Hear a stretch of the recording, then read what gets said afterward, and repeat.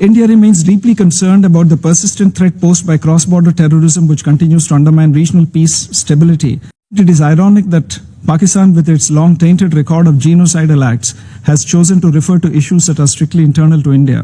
Prime Minister Modi has been a symbol of hope for India's rural masses. He envisioned a dawn of the self-reliance when the darkness of food insecurity still loomed over millions. Thank you, Your Excellencies, for leading India and, by example, the rest of the world. But India always takes sides of the Taliban.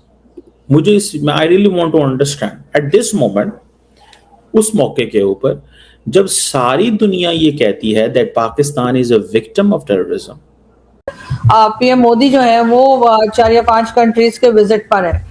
वैसे तो मोदी जी ने कहा था कोई बाहर ना जाए, कोई कंट्री में रहे 1 साल तक, लेकिन वो उनके ऊपर अप्लाई नहीं होता है, ऐसा मुझे कई लोगों ने कहा कि उन्होंने दूसरों के लिए कहा था। हालांकि वो जो मुझे कह रहे थे कि दूसरों के लिए क्या, वो खुद भी लंदन जा रहे हैं कुछ दिन में। क्यू ड्योंगयू ने पीएम नरेंद्र मोदी को प्रदान किया है। इस मौके पर एफएओ के महानिदेशक ने पीएम नरेंद्र मोदी की जमकर तारीफ की है और कहा है कि यह सम्मान लोगों के कल्याण के प्रति उनकी प्रतिबद्धता, कृषि उत्पादकता बढ़ाने वाली ऐतिहासिक योजनाओं और खाद्य सुरक्षा को मजबूत करने के लिए है। Prime Minister Modi has been a symbol of hope. Remain a major cause of civilian harm. The growing trend of use of drones to deploy explosive weapons in urban areas is especially concerning. The use of emerging technologies, including artificial intelligence and autonomous systems by parties to conflict, must be in conformity with international law and humanitarian principles. Safeguards must be in place to prevent misuse. जय हिंद साथियों, वंदे मातरम। दोस्तों, India के prime minister Narendra Modi ji को UN के अंदर सबसे बड़ी उपाधि दी गई और इस उपाधि के मिलने के बाद पाक मीडिया में अलग ही हड़कंप मचा हुआ है। आपको तो दिन याद ही होगा जब भारत के प्रधानमंत्री जी ने देश के लोगों से संबोधन किया था कि जितना हो सके पब्लिक ट्रांसपोर्टेशन का इस्तेमाल करें, प्राइवेट व्हीकलों को छोड़े, जिसमें नरेंद्र मोदी जी ने खुद ही अपने 200 के काफिले को घटाकर 2 काफिलों पे कर दिया था। और विश्व में अभी नरेंद्र मोदी जी बहुत देशों की यात्रा में गए, लेकिन जैसे वो वहाँ गए, वहाँ बहुत सारी काम की एक्टिविटीज शुरू की और इंडिया के डेवलपमेंट में काम शुरू किया। इसी बीच में यूएन के अंदर एनए अवार्ड के अंतर्गत नरेंद्र मोदी जी को एक बहुत बड़ी उपाधि दी गई और इस उपाधि के मिलने के बाद इंडिया ने जो लपेट के धोया पाकिस्तानी को बहुत ही गंदे तरीके से। यूएन के अंदर इंडिया ने तालिबान का पक्ष लेते हुए कहा कि ह्यूमैनिटीज के पर्पस से देखा जाए तो पाक कभी भी इंडिया के फेवर में रहा ही नहीं। उसने हमेशा से टेररिस्ट अटैक बढ़ाए, मासूमों पर अटैक किए, गवर्नमेंट को हमेशा गिराने की कोशिश की मासूमों पर अटैक करके। तो कहीं ना कहीं इन बातों से ये क्लियर हो जाता है कि यूएन के अंदर इंडिया का इतना बड़ा एक्शन लेना ही एक बहुत बड़ी बात है, जिसके बाद पूरी बाकी प्रोपेगेंडा जो है वो इंडिया के अगेंस्ट हो गई और फेक न्यूज नैरेटिव सेट करने लग गए, जैसे कि ऑपरेशन सिंदूर ओपी में किया था। आपने पता ही है कि किस प्रकार से इंडिया ने सर्जिकल स्ट्राइक रेट के अंदर पाक पर अटैक किया और इसके रिटेलिएट में उन्होंने एक्टिविटीज की। ये कहीं ना कहीं दर्शाता है इंडिया की पावर को, इंडिया की ग्रोथ को, क्योंकि जिस तरीके से इंडिया यूएन के अंदर चाइना को अटैक सीधा डायरेक्ट बोलता है, अमेरिका को आगे दिखाता है, वहीं पाक को धच्चियां उड़ा के रख देता है। कहीं ना कहीं ये सब देखकर नैरेटिव को रिवर्स करने की कोशिश की जाती है। बाकी आपकी इस पे क्या राय, कमेंट करना ना भूलें। तब तक के लिए जय हिंद। मिलते हैं वीडियो के एंड में, वीडियो के एंड तक बने रहिएगा। कि अंदर डजन्स ऑफ दहशतगर्द जमाते हैं, but India always take sides of the Taliban. I really want to understand at this moment, उस मौके के ऊपर जब सारी दुनिया ये कहती है that Pakistan is a victim of terrorism, Pakistan is a victim of terrorism, Pakistan का तो नुकसान हो रहा है दहशतगर्दी में, ये सब दुनिया कह रही है। Everyone in the world is saying the same thing. उस वक्त आके why India will take a side with the Taliban, I want to understand. ये हैं इंडिया के जो एम्बेसडर साहब हैं, यूएन के अंदर, हरीश साहब, आप जरा इनकी सुने प्रपोजल और बात इनकी सुने, ये कहते क्या है। और वो कहते हैं कि बेसिकली पाकिस्तान किसान जो है वो विधेयक ज्यादती कर रहा है, पाकिस्तान तो जालिम है। और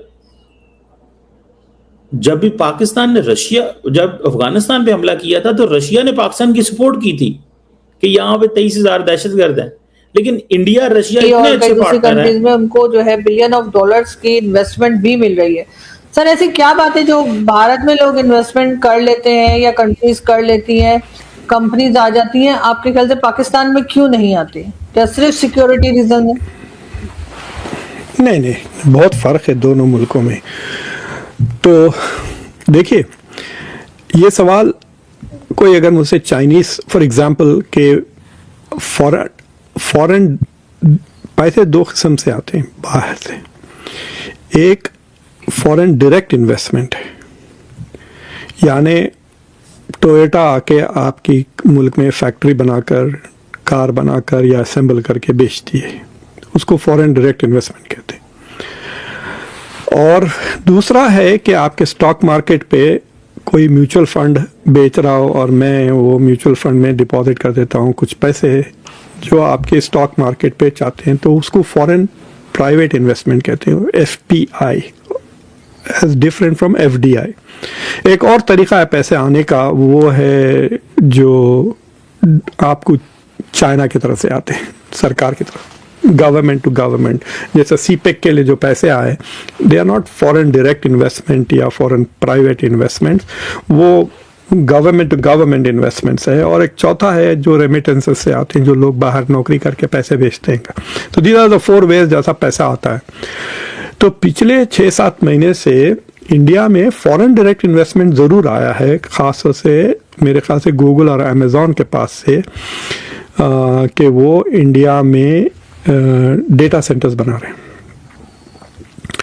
तो डेटा सेंटर्स, देखिए 3-4 चीज़ें, अगर आप फॉरेनर हैं जो आप इन्वेस्ट करना चाह रहे हैं पाकिस्तान में पैसे, तो उनको 4-5 चीज़ें चाहिए। एक कि आपके लॉस क्लियर रहें, दूसरा करप्शन ज़्यादा ना रहे, मुश्किल पड़ जाती है वरना पैसे खा रहे हैं, then you don't know how to deal with the local culture. अगर लॉस क्लियर नहीं है, प्लस इंफ्रास्ट्रक्चर चाहिए उनको।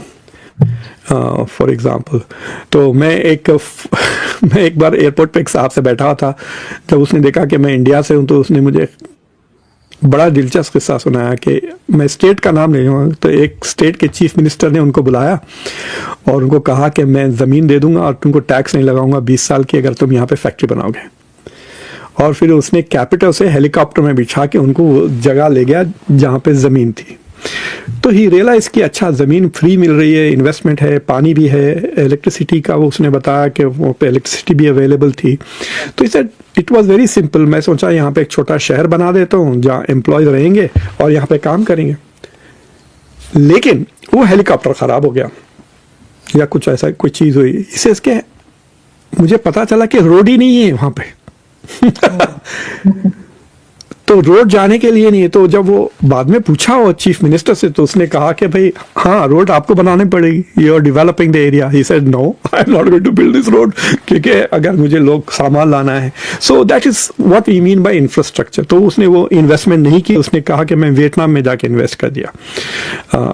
सो अगर आपके पास तो भारत के पक्ष में इन सभी को देखते हुए यहाँ तक तो क्लियर हो गया कि वैश्विक राजनीति के अंदर भारत कभी भी अपने दुश्मनों को एक परख नहीं देख सकता है और कभी भी ये तालमेल की कोशिश नहीं कर सकता है कि अगर इंडिया यहाँ है तो पाकिस्तान को भी यहाँ समझा जाए, क्योंकि इंडिया हमेशा सर्वोच्च था, सर्वोच्च है और सर्वोच्च रहेगा।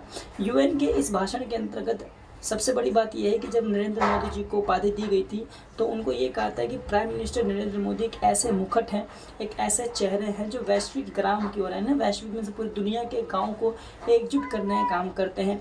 जहाँ जहाँ भी क्राइसिस आया, चाहे हमारा दुश्मन वो तुर्की क्यों ना हो, वहाँ पर इंडिया ने हेल्प भेजा, इसराइल में इंडिया ने हेल्प भेजा, गाजा में, अफगानिस्तान में, मिस्र में, जिस देश में भी संकट पहुँचता है, यूक्रेन में, सभी जगह देश के prime minister Narendra Modi, India's Modi, इन्होंने हेल्प भेजा है।